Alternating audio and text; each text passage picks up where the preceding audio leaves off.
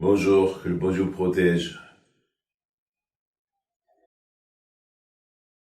J'espère que tout va bien chez vous. Cette semaine, on va parler un peu des enfants, des parents, de tout. Mes amis, j'ai lu une très belle histoire. À l'époque, lorsque les nazis, ils cherchaient les juifs dans les maisons pour les envoyer dans les camps de concentration. Il y avait un docteur qui s'appelle Dr Frankel. Ce docteur, il avait des amis au sein du gouvernement de Hitler. Et cet ami-là, il vient chez Dr Frankel. Il lui dit, Docteur, tu m'as sauvé la vie. Alors je vais te rendre la monnaie, je vais te sauver la vie. Quitte Berlin. Je te donne un conseil de quitter Berlin.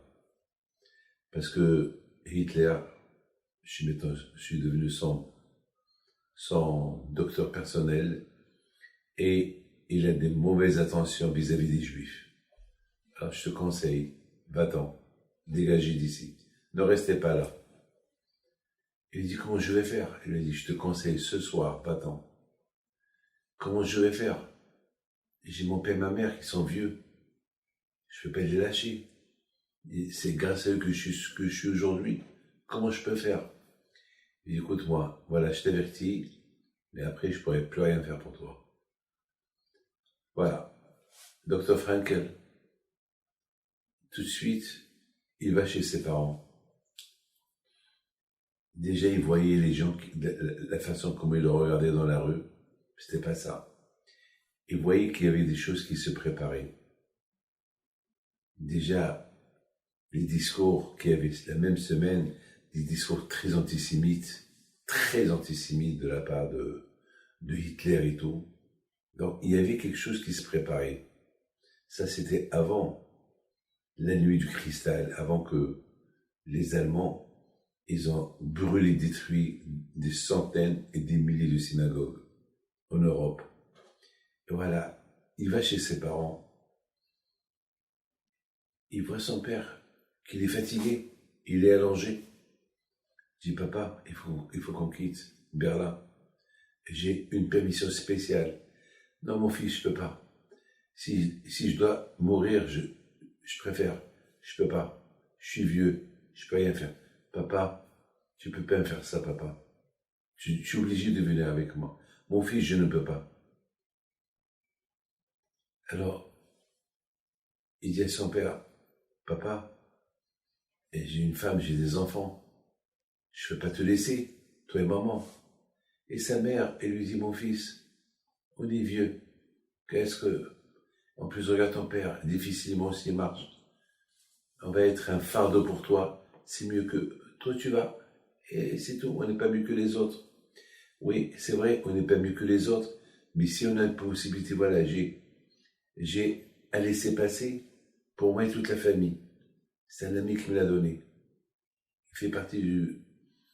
Il connaît plus ou moins les gens qui peuvent le sauver. On ne peut pas. Les amis, et même s'il y a eu de mauvaises déclarations, le couvre-feu a commencé et les Juifs ont commencé malheureusement à subir des conséquences.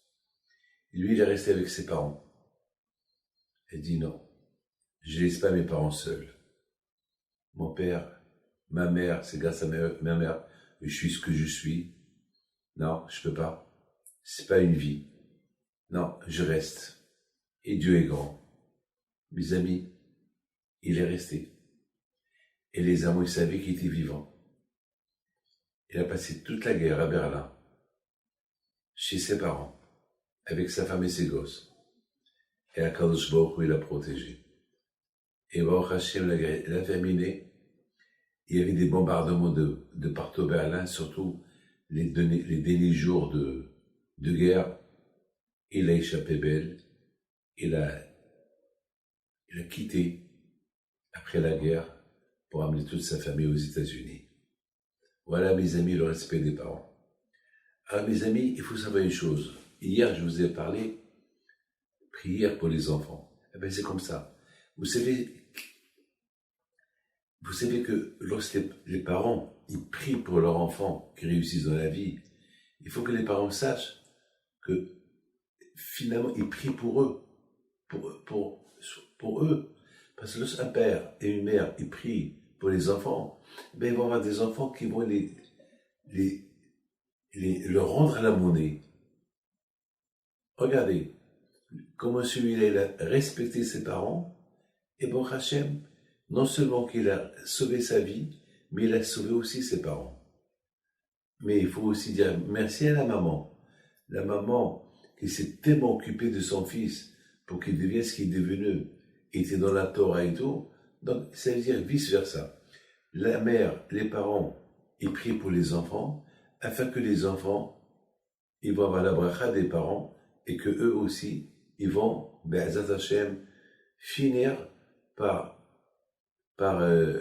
rendre la monnaie à leurs parents. Moi, je sais une chose.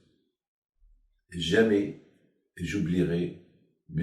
Abraham Mouyal alav shalom. Et je voudrais vous dire une phrase. Le sourire qu'il avait lorsque on allait le voir et la façon que lui aussi, il faisait des brachot à ses enfants. Alors sa femme, on ne parle pas, Mera. Écoutez, c'est des gens que j'ai connus, c'est des gens que j'ai vus bénir les gens. Ils avaient pas une barbe, ils n'étaient pas des rabbins, mais ils avaient cette émouna en Hakadosh Baruch Hu. Ils avaient cette émouna en Hakadosh Baruch Hu. Et aujourd'hui, Baruch Hashem, leur enfant, ils leur rendent la monnaie. Voilà Maggie, Chitizach Eletov. Elle habite au Canada et s'occupe de la coupa de Rabbi Haim Pinto. Il faut voir comment elle prie. Parfois, je me demande, mais moi je l'appelle. Beaucoup de fois, je l'appelle pour quelque chose, elle tombe pour moi sur une prière. À tel point qu'on s'est habitué à ses prières. On aime ses prières. C'est vice-versa. Ce qu'elle a reçu de chez ses parents, maintenant, elle les rend à la famille, elle les rend à d'autres personnes. Prier pour le prochain, c'est la chose la plus importante. La plus importante. Mes amis, bien sûr, puisqu'on parle de la prière des parents et la prière des enfants, aussi, j'associe Mardoché Knafo alav shalom qui nous a quittés cette semaine. Lui, c'était un homme de prière. Un homme de prière. Un homme que, chez moi, chez Rabbi Haim Pinto alav shalom, il me fait la bracha sur sa tombe.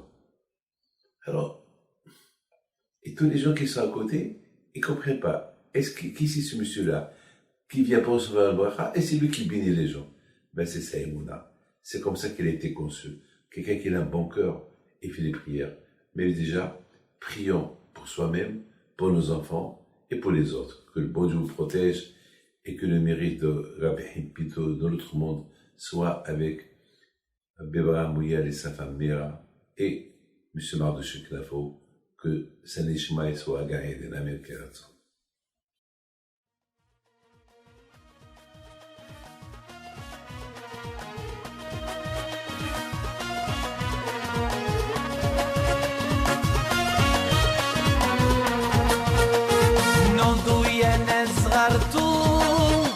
على ربيع حيم بنتو وقف لنا زي خو